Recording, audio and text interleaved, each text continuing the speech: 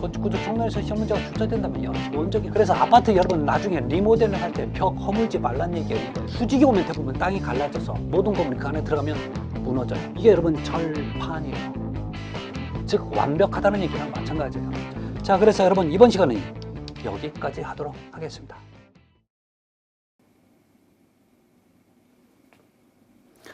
안녕하십니까.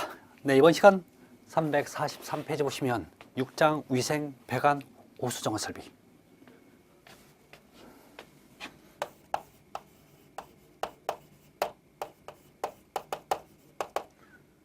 위생, 배관, 오수정화 설비예요.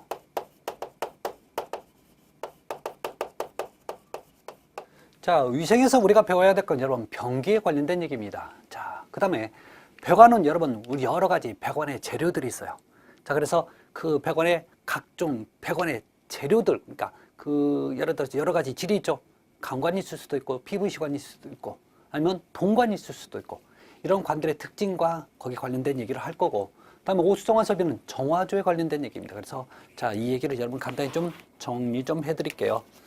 자, 우리 교재 보면 여러분 위생기구에서 위생기구 조건들, 장단점을 여러분 보시기 바랍니다. 특별히 어려운 건 없을 겁니다. 자, 그런데요. 자, 밑에 보면 여러분 대변기에서 대변기 세정 방식에 따른 분류가 나와요. 자, 지금부터 대변기에 관련된 얘기입니다. 자, 얘는 세정을 씻는 방식이에요. 그래서 얘는 외관상으로도 확인이 가능합니다. 그래서 첫 번째는 여러분 기억본에 보면 1번에 세출식 나와 있죠. 세출식. 자, 우리 교재 여러분 345페이지 보면 세출식의 그림이 있어요. 우리 초기에 여러분 지금 이게 동양식 대변기라고 하는 초기 우리 그 변기가 되는 거죠. 과거에는 이런 식도 아니었잖아요. 자, 그 다음에 나오는 게 여러분 두 번째 세락식이에요. 세락식이 여러분 떨어질 낙자야. 그래서 왜 이런 거였어요? 첫 번째 세출식이 있었고, 여러분 모양만 보시면 돼요. 세락식이에요. 이 세락식은 어디에서 주로 많이 썼냐면 여러분 옛날에 열차에 많이 썼었어요. 낙자가 떨어질 낙자야. 이게 무슨 얘기냐면 옛날에, 지금은 없어요. 옛날에는 열차에 꼭 변기가 이런 식으로 써 있었어요. 열차 정지 시 사용하지 마세요 라고 써 있었어요. 그 얘기는 무슨 얘기냐면 만약에 제가 어떤 역에 정차하고 있을 때 제가 물을 내리잖아요. 그러면 그 물이 바로 선로에 떨어지는 거야. 그러면 얘는요, 운행 도중에 선로에 뿌려야 되는 거죠. 만약에 정차할 때 뿌리고 그냥 내려가면 어떻게 돼요? 역장을 맨날 치워야 되는 거죠. 그래서 얘는 운행 도중에 뿌려줘야 돼. 여러분 그거예요. 왜 선로 주변에 풀이 잘 자라는 이유가 다 있어. 괜히 잘 자라는 거 아니에요. 이때 쓰는 게 바로 세락식이었어요. 요즘은 없어요. 아셨죠? 네. 세 번째, 여러분 사이펀식이 나와요. 자, 지금부터 이 사이펀식에 관련된 얘기를 하는데,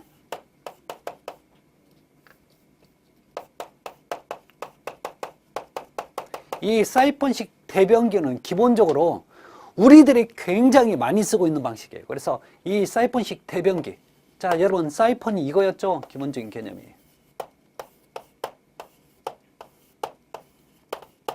자, 여기에 물이 있어요. 자, 물이 있으면 여기 제가 물을 내리면 갑자기 물이 여기서 마개가 여기에서 이렇게 해서 여기를 내리면 마개가 열리면서 한꺼번에 물이 많이 나오는 거죠. 그러면서 요 봉수가 차 올라왔다가, 자, 이게 무거우니까 한꺼번에 쭉 빠져버리는 거죠. 이걸 뭐라고 한다고요? 사이펀식 대변기. 그래서 여러분 대부분 다 사이펀식입니다. 자, 그런데요, 얘가 조금 개량을 해서 나오는 게 뭐가 있냐면 사이펀 Z식이 나와요.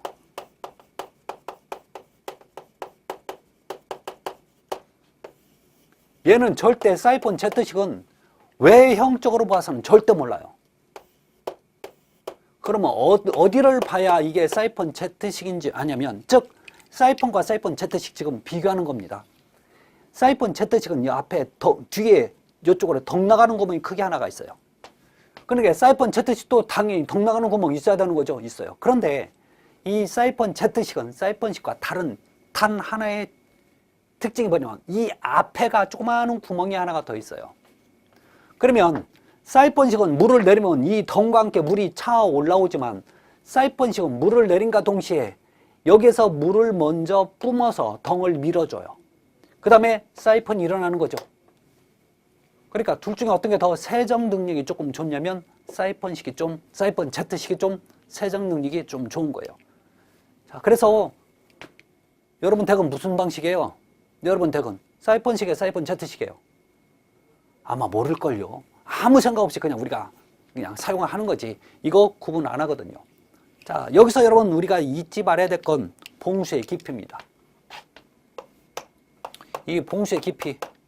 자, 봉수의 깊이가 여러분 사이펀식은 봉수의 깊이가 65mm 이상이지만 사이펀 Z식은 봉수의 깊이를 75mm 이상으로 봐야 돼요. 왜 사이펀 Z식이 더 많아야 되냐고요? 여러분 사이펀이 일어나기 전에 먼저 물을 밀어야 되는 거죠. 덩을 밀으려면 여러분 물이 필요하지 손이 필요한 건 아니잖아요. 그래서 물이 더 많아야 또 나중에 사이펀이 또 일어난다고요. 그래서 자, 사이펀 Z식이 사이펀식보다 10mm가 더 많습니다. 그래서 우리 교재 보시면 여러분 사이펀식 65mm 이상, 사이펀 Z식 75mm 이상 요거 나와 있죠? 이거 확인하십시오. 자, 그래서 우리 대변기의 구조, 우리 지금 사이펀 Z 밑에 대변기의 구조 나와 있죠? 그렇게 보시면 돼요. 자, 5번째 블로아웃식 대변기입니다.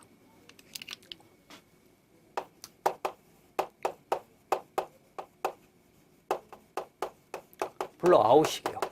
이 블로아웃식은 여러분 이런 개념이죠. 얘는 물탱크 같고 여기에 여러분 밸브가 있어요. 그래서 물이 계속 공급되는 방식이죠. 이게 블로아웃식이에요. 자, 그런데 얘는 절대 지금 앞에 사이펀이라는 표현 들어있어요, 안 들어있어요? 안 들어있어요, 안 들어있어.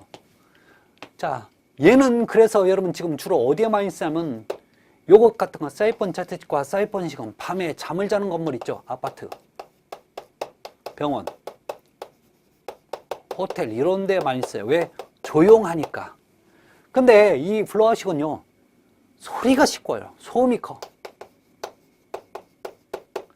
그렇지만 뭐가 좋냐면 세정 능력이 좋아요.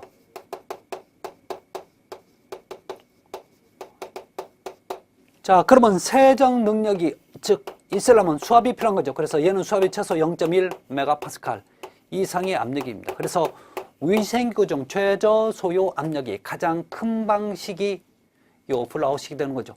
자, 이렇게 세정 능력이 우수하다는 얘기는 소음이 크다는 얘기나 마찬가지인데 문제는 이래서 절대 가정용으로 사용하면 안 돼요. 그래서 여러분 공공장소 있죠? 공공장소라든지 또는 대규모 사무실 같은 데 주로 많이 쓰는 게 바로 요 블로아웃식 대변기입니다. 자, 얘는 이 봉수의 깊이가 55mm 밖에 안 돼요.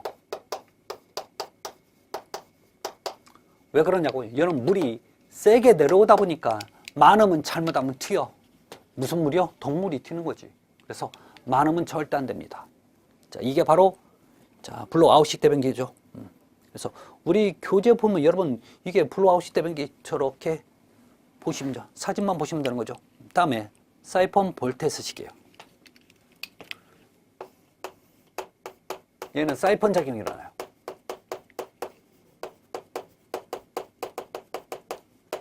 얘는 변기 모양이 이렇게 돼 있는데 얘는요 이 물 탱크가 굉장히 낮게 이렇게 연결돼 있어요.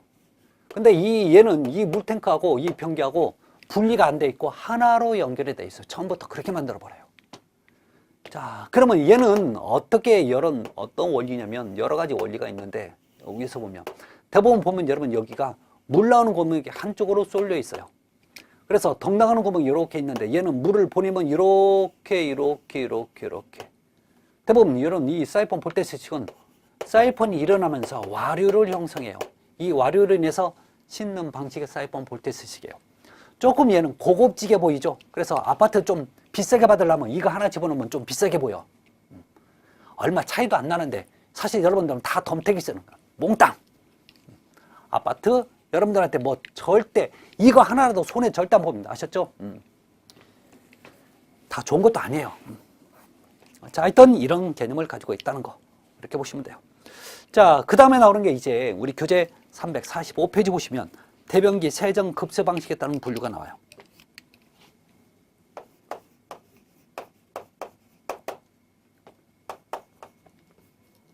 자, 얘는 세정급수. 그러니까 물을 씻는 물을 급수하는 방식에 따라서 하자는 얘기죠. 얘는 어떻게 씻는지 세정을 하는 방식이고 얘는 물을 어떻게 있냐. 그러니까 쉽게 얘기해서 얘는요 외형상으로는 모르지만 얘는 외형상으로 볼 수 있어요. 물탱크가 어디 있냐에 따라서 명칭이 바뀌어요. 바로 그 뜻입니다. 자, 그러면 세 가지가 있습니다. 하이탱크식, 그 다음에 로우탱크식, 그 다음에 세정밸브식, 이렇게 세 가지인데요. 자, 한번 보도록 할까요? 첫 번째 하이탱크식.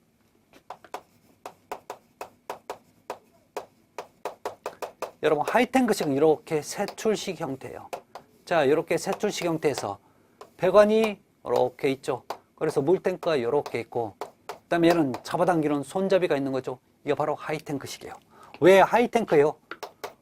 이 물탱크가 높이 있다고 해서 하이탱크라는 표현을 쓰는 거죠. 그 다음에 로우탱크식이에요.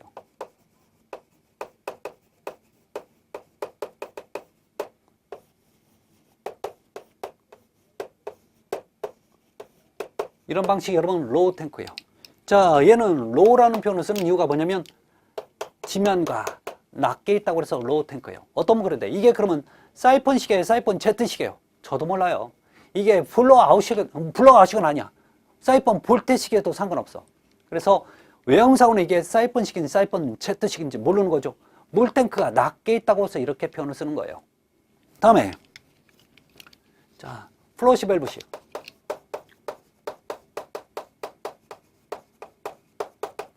이걸 다른 말로 세정 밸브라고도 얘기하죠. 그래서 세정 밸브식이나 플러스 밸브식 다 같은 얘기입니다. 자, 그러면 얘는 개념이 이런 거예요. 자, 이렇게 좌변기 형태로 돼 있는데, 자, 이렇게 손잡이로 쓰는 거죠. 이게 바로 여러분 뭐예요? 세정 밸브가 되는 거죠. 아셨죠? 네. 자, 그런데 대부분 좌변기보다도 기본 개념은 여러분 이렇게 세출식에 이렇게 돼 있어서 발로 밟는 거 있죠? 요 개념이 지금 플러시 밸브식 세정 밸브라고 보시면 돼요. 이게 플러시 밸브라는 표현을 많이 쓰니까. 자, 여기서 먼저 여러분 비교를 하는데 소음을 보자고요. 소음 얘 비교적 커요. 얘 작아요. 얘 커. 그래서 여러분 밤에 잠을 자는 건물엔 반드시 로우 탱크식을 써야 되는 거죠. 그렇죠. 다음에 설치 면적이에요. 여기서 여러분들이 아무것도 아닌데 많이 틀려요. 여기서 얘기하는 건 여러분 설치 면적 아니면 다 변기가 차지하는 면적인 줄 알아요. 근데 우리가 하는 것은 지금 세정급수, 즉 물탱크가, 여러분 지금 중요한 건 여러분 물탱크가 중요한 거지. 안 그래요? 지금 변기가 지금 크냐 작냐 물어보는 건 절대 아니란 말이에요. 그래서 설치 면적에는 면적이라고 하는 것은 물탱크가 면적을 얘기하는 거예요. 물탱크가 차지하는 면적이라는 얘기예요. 그럼 물탱크가 바닥 면적을 차지하는데 여러분 봐요. 얘는 공중에 떠 있어요. 바닥 면적은 이만큼밖에 없는 거죠. 그래서 이 하이탱크식의 설치 면적이 가장 최소가 된 거죠. 자, 그런데 로우탱크식은 실제는 바닥으로 안 놔 있어요. 그런데 문제는 뭐냐면 얘는 이 물탱크 때문에 얘가 밖으로 좀 빠지죠. 그 다음에 밑에 공간은 우리가 쓸 수 있는 공간이 아니죠. 그러니까 결론 차지하는 거예요. 그래서 이게 가장 크죠. 얘는 비교적 작죠.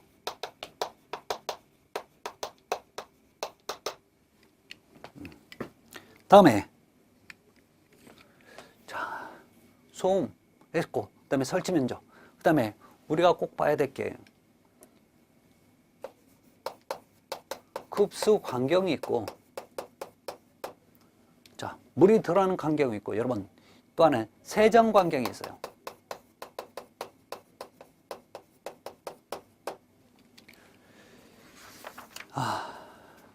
이 얘기를 좀 해야 돼요. 여러분 이 하이탱크식의 급수 간격은 최소 15mm 이상이어야 됩니다. 아셨죠? 자, 그 다음에 세정 간격은 32mm 이상이어야 돼요. 다음에 로우 탱크식 급수 간격 15mm 이상입니다. 세정 간격 50mm 이상이 되어야 돼요. 아셨죠? 다음에 플러시 밸브 세정 밸브식은요, 이 특징이 이 급수관경 25mm 이상. 그다음에 세정관경 25mm 이상이 돼요. 여기서 물어봐요, 이제. 야, 너 급수관경이 가장 큰 방식, 급수관경 가장 큰 게 뭐예요? 요거. 그럼 세정관경이 가장 큰 건 얘 이름 뭐예요? 로우 탱크식. 이렇게 되는 거죠. 그래서 이거 꼭 정리 좀 잘 하시기 바랍니다. 자, 그런데 여러분 이 세정 밸브는 우리가 좀 더 정리를 해야 돼요. 이 세정 밸브는 여러분 최저 소위 압력이 얼마였어요? 0.07 메가파스칼 이상이 되는 거죠. 자, 얘는 기본적으로 연속적으로 사용이 가능하죠.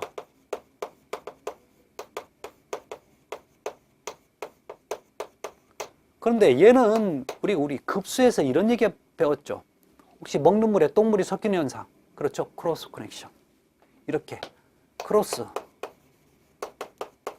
커넥션 교차 배관 발생 우려가 있는 거죠. 그래서 이 대책으로 뭘 써요? 대책입니다. 방지 대책으로 첫 번째 진공 방지기를 설치하는 거죠. 자, 진공 방지기 영문이에요. 버큐um, 베큐um,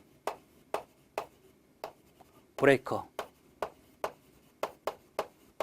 이걸 설치하는 거고, 세 번째 다른 말로 역류 방지기, 같은 얘기죠. 다 같은 얘기예요. 이걸 설치를 해주면 되는 거죠. 여기까지 여러분 정리를 하셔야 돼요. 아셨죠? 그래서 자, 이 방식들은 세정, 그러니까 물탱크가 어디 있냐에 따라서 명칭이 바뀌는 거고, 얘는 약간 세정, 씻는 방식에 따라서 명칭이 바뀐다는 얘기예요. 아셨죠? 그 정도만 보시면 여러분 큰 문제는 없을 겁니다. 다음에 이제 346페이지 네 번째 위생설비 유닛화예요.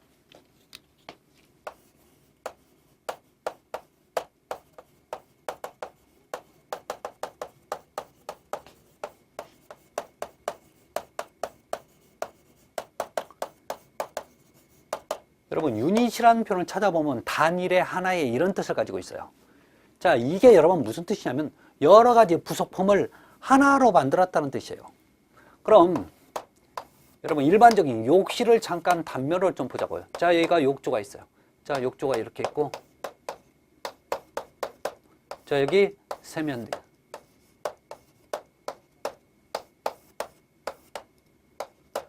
그다음에 여기 변기도 있겠네요. 있다고 칩시다. 일단 수건함도 있을 수 있고. 자, 문제는 여러분 대부분 우리 가정용, 주택용 보면 벽체, 그다음에 바닥 전부 다 보면 여러분 타일로 만들어져 있죠. 타일이 다 붙어 있다니까. 자, 그런데요, 어떤 아파트라든지 또 어떤 화장실을 가보면 여기에 전부 다 뭘로 돼 있냐면 아이보리색 플라스틱이나 흰색의 플라스틱으로 돼 있어요. 그래서 이렇게 이음매가 있어. 요거 있어. 그래서 여러분 욕조도 보면 조립식 아예 플라스틱으로 아예 통째로 붙어 있어요. 전부 다. 이게 여러분 여기 하나가, 여기가 하나고, 여기도 하나고, 여기도 하나예요. 결국 나중에 거울만 붙이는 거지. 그러면 요 뒤에 보면요, 여러분요, 이 배관들이 이 아래 다 붙어 있어요. 욕조도 아예 통째로 그냥 만들어서 붙어서 나와. 이걸 공장에서 제작해서 공장 제작합니다. 이걸 운반해서 현장에서 조립하는 형태를 가지고요. 현장 조립. 이게 바로 위생설비 유닛화라는 얘기입니다. 아셨죠? 자, 그러면 이렇게 공장에서 제작해서 현장에서 조립한다는 얘기는, 공장에서 제작한다는 얘기는 그만큼 품질이 좋아진다는 얘기예요. 품질이 좋아지면 또 좋아지는 것은 여러분 공장에서 제작하니까 그만큼 공사기간이 줄어들겠죠. 그러면 전체적으로 공사비가 저렴해진 장점을 가지고 있는 게 바로 위생설비 유닛화입니다. 그래서 우리 교재 347페이지 보면 공사기간을 단축시킨다. 두 번째, 공정을 단순화, 공사하는 과정을 줄여서 공정이라고 얘기해요. 자, 이게 단순화된다는 얘기죠. 자, 그 다음에 시공 정도를 향상시킨다는 얘기는 품질이 좋아진다는 뜻이에요. 자, 이만큼 또 인건비가 줄어드는 거죠. 자, 그래서 여러분 여러 가지 이 특징들에 대해서는 한 번씩 보셔야 됩니다. 그래서 저 다른 건 필요 없어요. 그래서 여러분 그 1번과 2번 정도만 정리를 하시면 큰 문제는 없습니다. 자, 그러니까 저희도 조립식 건물 하듯이 이렇게 조립하는 게 위생설비의 유니타라고 얘기한다는 거죠. 그 다음에 348페이지 보면 2절 배관 설비가 나옵니다. 자, 지금부터 우리 여러 가지 배관의 재료와 그 특징에 대해서 설명할 거예요.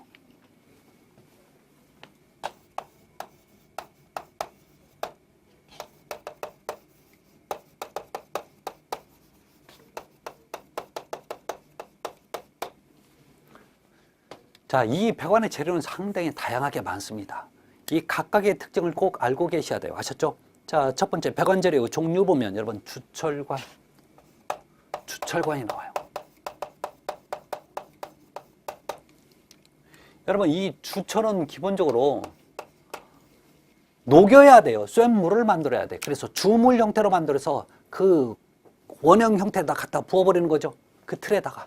그럼 그 틀대로 식어서 만들어진 게 여러분 대부분 보면 주철에 관련된 얘기예요.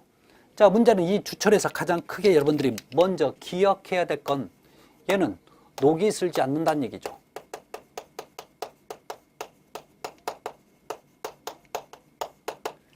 이래서 녹이 슬지 않는다는 얘기는요, 무조건 이런 표현이 내포되고 있어요. 내구성, 내식성, 수명. 이게 길다, 크다. 이런 뜻, 무조건. 그러면 이게 녹이 쓴다는 얘기는 이게 작아진다는 얘기죠. 항상 그 기억해 두시기 바랍니다. 자, 이게 가장 큰 특징이에요. 자, 주철관은. 자, 그러면 지금 두 번째. 주철관은 그런데 여러분 절대 인장 능력이 없어요. 그래서 어떤 충격에 약합니다.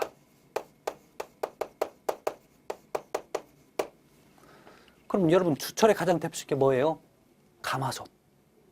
가마솥 여러분 지금 얘는 절대 어떻게 못 쓰냐면 녹이 슬어서 못 쓰는 게 아니라 망치로 때리면 얘는 쫙 깨져요. 그만큼 충격에 약한 게 여러분 바로 주철입니다. 이걸 관으로 만들 것 뿐입니다. 그래서 외부 충격에 약해요. 자, 그렇지만 내부 압력에서는 잘 견뎌요. 그래서 내압성은 큽니다. 자, 또 인장 능력이 작다 보니까 외부 충격에도 약하지만 또 하나 작업성이 나빠요.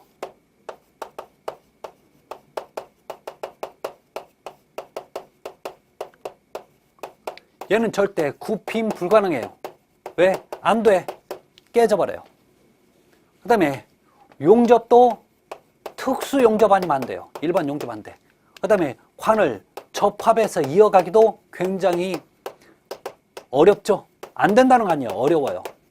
뭐 때문에요? 인장 능력 때문에. 얘는 나사식으로 깎아서도 못 써요. 자, 그래서 주로 여러분 우리 교재 보면 소켓이라든지 또는 메카니컬 접합 이런 용도로 주로 많이 쓰여요. 안 그러면 사용을 못 합니다.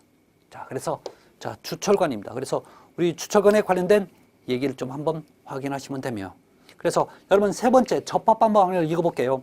소켓 접합, 플랜지 접합, 메커니컬 접합, 빅토리 접합 등이 있으며 특히 굴곡부에 따른 누수에 우려가 있는 곳은 메커니컬 접합이 바람직하다. 그래서 우리 349페이지 보면 여러분 메커니컬 접합이 소켓 형태로 되어 있는데 여러분요 양쪽에서 이런 볼트로 조여주는 거죠. 자, 이렇게 보시면 되는 겁니다. 두 번째, 강관이 나와요. 강관을 다른 식으로 표현하는 얘기들이 있어요. 이 강관은 우리가 다른 말로 혹시 아연도금 강관 이래도 같은 얘기가 되고, 이걸 흔히 백관이라고도 표현합니다. 같은 개념이 돼요. 아연을 도금을 하면 은백색이 나요. 그래서 백관이라고 표현하는데 같은 얘기예요. 자, 이렇게 아연을 입히는 도금하는 이유가 뭐냐면 강관의 가장 큰 특징 중에 하나가 얘는요 녹이 잘 슬어요.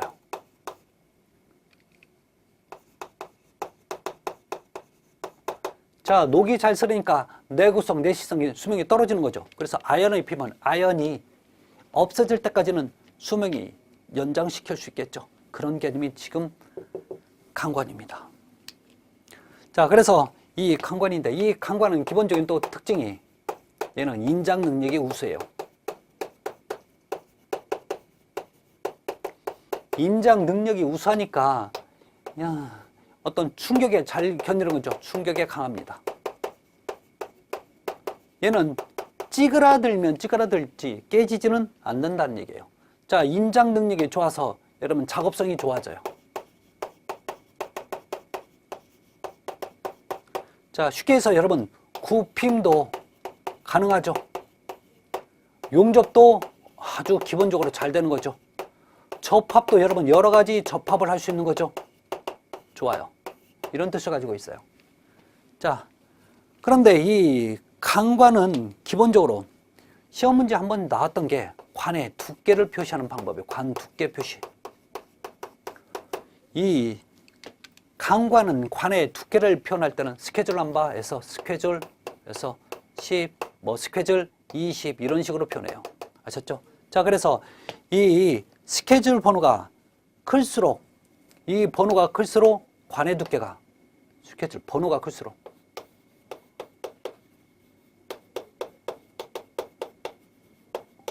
관의 두께가 두꺼워진다, 커진다라는 얘기 확인하시면 됩니다.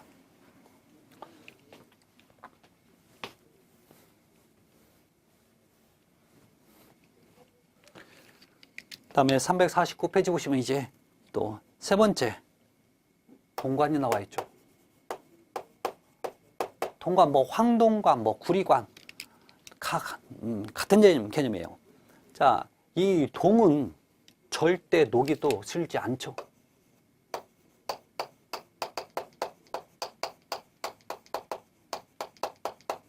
자, 또 하나 여러분 동 같은 경우에는 주로 많이 쓰는 이유가 열 전도가 좋아요.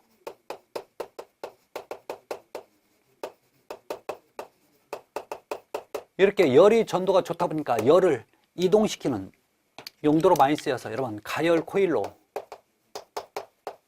많이 쓰는 거죠.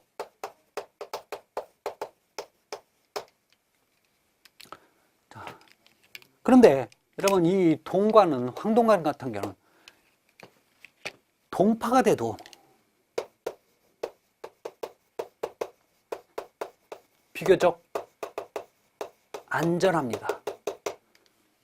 여러분 만약에 이 관 안에서 물이 얼면요, 이 물이 얼면 전체 체적의 9% 정도가 팽창하면서 강관 같은 건 찢어지거나 또 주철관 같은 경우는 깨져버려요. 근데 얘는 부풀러요.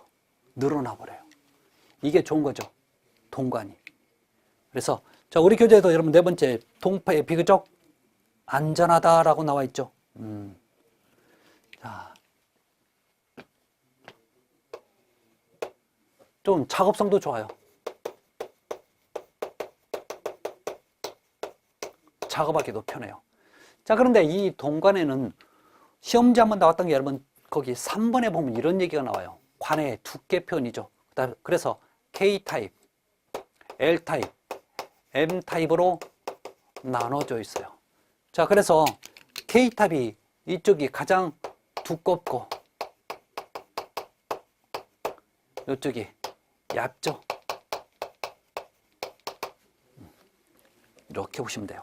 그 다음에 황동관도 여러분 같은 개념으로 보시면 됩니다. 아셨죠? 황동관, 동관 같은 개념으로 봐요. 그 다음에 다섯 번째 연관 좀 넘어갈게요. 연자가 납연자예요. 납관이라는 뜻입니다.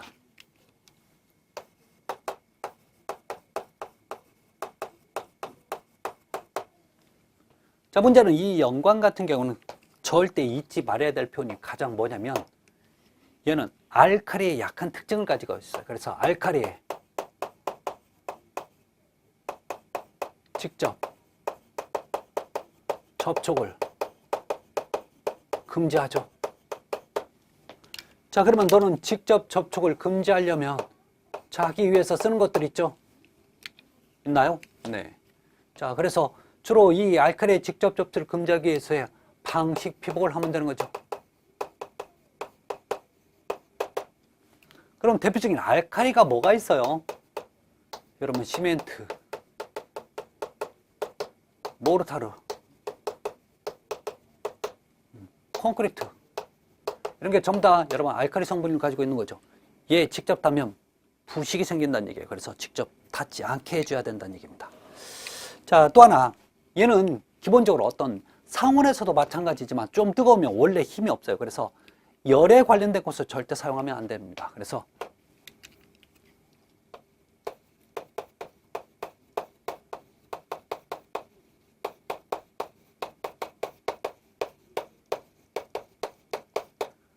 그럼 뭐가 있어요? 여러분, 급탕이나 난방관 절대 이걸로 사용하면 안 된다는 얘기죠. 자, 6번째, 경질 염화 비닐관입니다.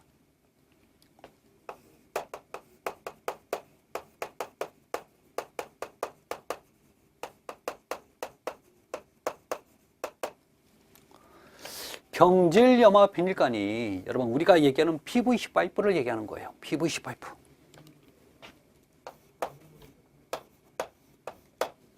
그러면 얘의 기본적인 특징입니다. 첫 번째, 얘는 내화학성이 우수해요.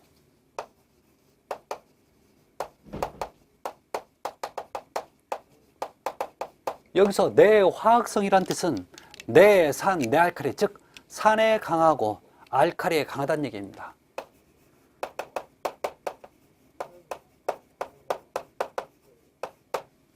그래서 화학성이 우수해서 주로 사용처가 화학 공장이라든지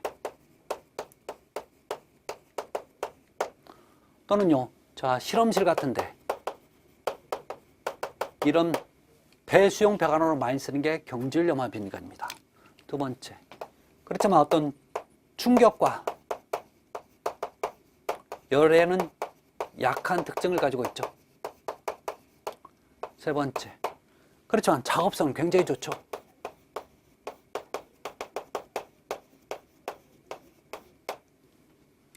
자, 또 하나, 모든 배관 중에서 배관 내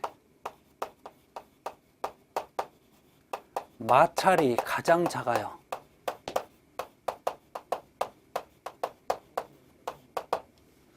여러분, 마찰이 가장 작다는 얘기는 얘가 물이 이쪽으로 흘러가면서 다른 배관에 비해서 마찰이 작다 보니까 스케일 발생이 안 끼는 거예요. 그래서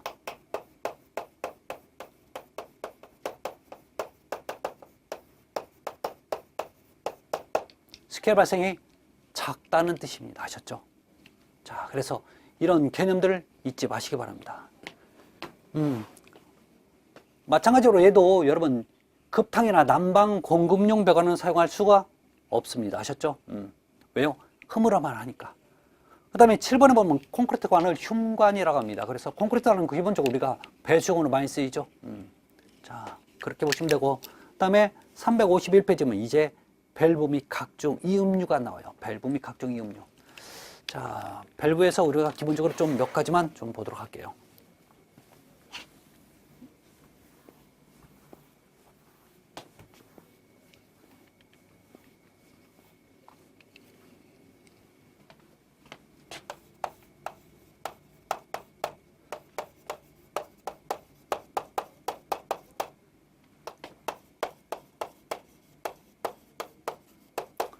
먼저 밸브. 배관에서 여러분 밸브를 사용하는 목적은 유체를 자 보내줬다가 또는 막았다.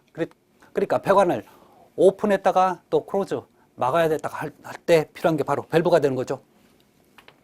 자, 그런데 처음에 다루는 게 뭐가 있냐면 이 밸브의 종류를 보면 첫 번째 슬로우스 밸브가 있어요. 슬로우스 또는 슬로우스 밸브가 있어요. 이 밸브의 다른 말의 명칭이 뭐냐면 게이트 밸브라고 하는 거예요. 시설 개념에서 사실 저도 공부하면서 가장 어려웠던 게 뭐냐면 한 가지의 명칭을 다른 표현으로 또 쓰는 것들이에요. 그러니까 시험 문제는 이걸로 나올 수 있다가 또 이렇게 또 나오는 거죠. 그래서 여러분 이거 외울 때는 이렇게 외우세요. 쓸개 이렇게 외우시면 돼요. 아셨죠? 같은 얘기니까. 자, 그러면 이 슬로우스 밸브를 제가 오픈을 해보면 열어보면 어떤 개념이냐면 이렇게 배관이 있으면 밸브가 있으면 제가 손잡이를 돌리잖아요. 그러면 요 파란색 부분이 위로 올라왔다가 내려왔다 하는 거죠.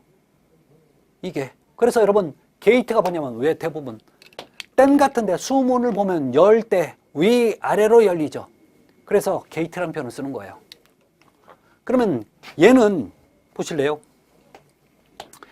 이렇게 그 용도가 뭐냐면 얘는 완전 개폐용으로 적당합니다. 이게 무슨 얘기냐면 만약에 얘를 유량을 조절이 안 된다는 건 아니에요. 유량 조절되는데 만약에 이런 상태대로면 여기서 물이 흐르는데 여기서도 물이 오면서 여기를 저항을 받을 거예요. 그래서 나중에 되면 이게 이렇게 휘어버릴 수 있어. 휘어버리면 작동이 원하지 못하게 되는 거죠. 문제가 생겨요. 그래서 얘는 완전히 열거나 완전히 닫을 때 쓰는다는 얘기예요. 아셨죠? 자, 그런데 좋은 점이 뭐냐면 모든 밸브 중에서 마찰 저항이 가장 작은 밸브가 이게 바로 슬러스 게이트 밸브가 되는 겁니다. 자, 이렇게 이거 여러분 지금 좋은 얘기 하는 거죠. 왜? 보실래요? 이걸 제가 완전히 열어버렸어. 완전히 열어보면 여러분 지금 거칠 게 하나도 없는 거죠. 이래서 좋다는 얘기예요. 그래서 슬러스 밸브였습니다. 자, 주로 얘는 좀 대형이면서 약간 좀 비싼 특징을 가지고 있어요. 두 번째. 자, 우리가 글로우 밸브. 이걸 뭐라고 표현하면 구형 밸브 또는 스톱 밸브라고 얘기합니다. 자, 그러면 여러분 우리 교재 보시면 이제 글로우 밸브로 나왔죠. 글로우 밸브 말 뜻이 뭐예요?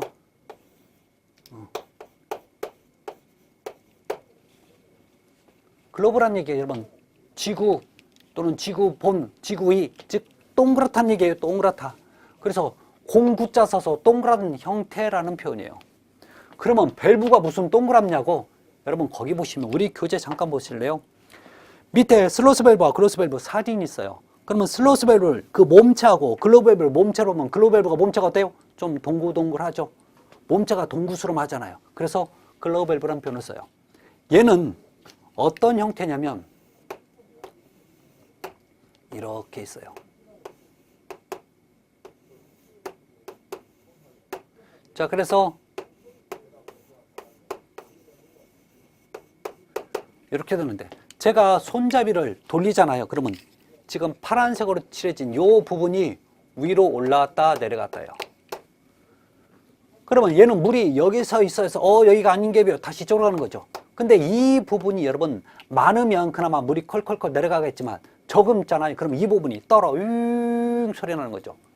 어떤 우리 일반적인 수도가에 있는 수도꼭지가 전부 다 이런 형태예요. 옛날에는 여러분 이게 닳아버리니까 이것을 빼서 풀러서 고무를 이렇게 깎아서 다시 끼워서 쓰곤 했었어요. 요즘 아예 통째로 이것을 팔아버리는 경우가 많죠. 팝니다. 이게 바로 여러분 글로우 밸브예요. 그래서 이 글로우 밸브 하는 역할은요. 얘는 유량 조절용으로 적합합니다. 유량 조절용이에요. 자, 두 번째. 얘는 슬로우스 밸브, 즉 게이트 밸브와는 다르게 마찰 저항이 가장 큰 밸브예요. 그럼 마찰이 크다는 얘기는 뭔가 문제가 생길 수 있다는 얘기죠. 그래서 썩 좋은 건 아닙니다. 자, 그래서 주로 소형이면서 저렴한 특징을 가지고 있는 게 바로 요 글로우 밸브입니다. 그래서 요 두 가지 밸브에 대해서는 여러분 정리를 꼭 좀 잘 해주시기 바랍니다. 아셨죠? 예. 다음 시간에 여러분 지금 체크 밸브부터 좀 설명 좀 드리도록 할게요. 자, 여러분 고생하셨고 다음 시간에 뵙겠습니다. 감사합니다.